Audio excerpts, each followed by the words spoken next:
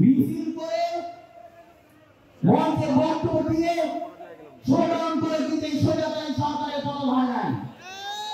স্বৈরাচারের পর সরকারের পতন হয়েছে আন্তরিকতার সাথে রাজপথে থেকে স্বৈরাচারী সরকারের যে আন্দোলন করেছে সেই স্বৈরাচারী সরকারের পতন ঘটিয়েছে।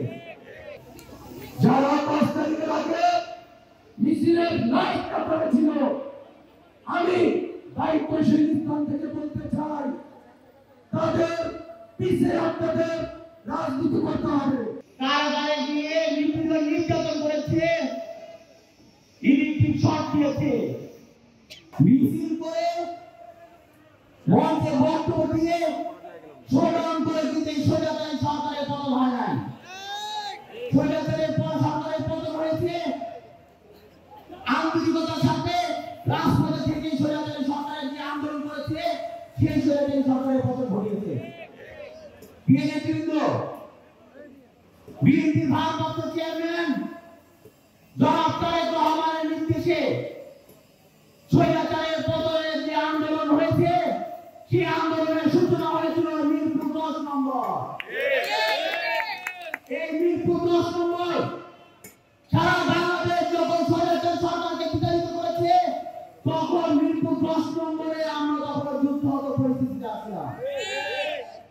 আমাদের বিএনপি সিনিয়র নেতৃত্ব সহ আমার বিএনপির ভারপ্রাপ্ত চেয়ারম্যান জনাব তারেক রহমান সহ আমাকে বারবার খোঁজ নিয়েছে মিরপুর 10 নম্বরে কি অবস্থা।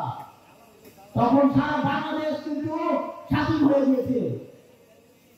এই সড়কে পাশে আজকে কর্মী সভা অনুষ্ঠিত হতে যাচ্ছে। মিথ্যা মামলা দিয়ে হয়রানি করেছে, কারাগারে গিয়ে নির্যাতন করেছে, ইলেকট্রিক শক দিয়েছে। আপনি স্বৈরাচারী সরকারের অত্যাচার সব ভুলে গেছেন।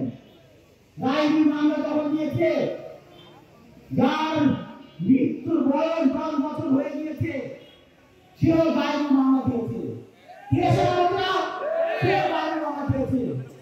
যে হাতপায় কর্ম সেও গায়েবী মামলা দিয়েছে।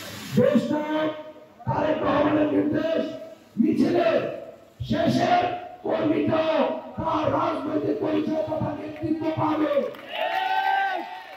কিন্তু সেটা 5 তারিখের আগের মিছিলগুলো। এখন মিছিলের সামনে থেকে নিজেদেরকে অনেক বড় নেতা জাহির করার চেষ্টা করতেছেন। ভালো হয়ে যান, ভালো হয়ে যান। শুধুমাত্র মহানগরের নির্দেশনা হবে আপনারা এখনো এলাকায় দাঁড়িয়ে আছেন, আমাদের সাথে প্রত্যেক ঘরে সাহায্য করতেছেন। পিঠে চামড়া থাকবে না।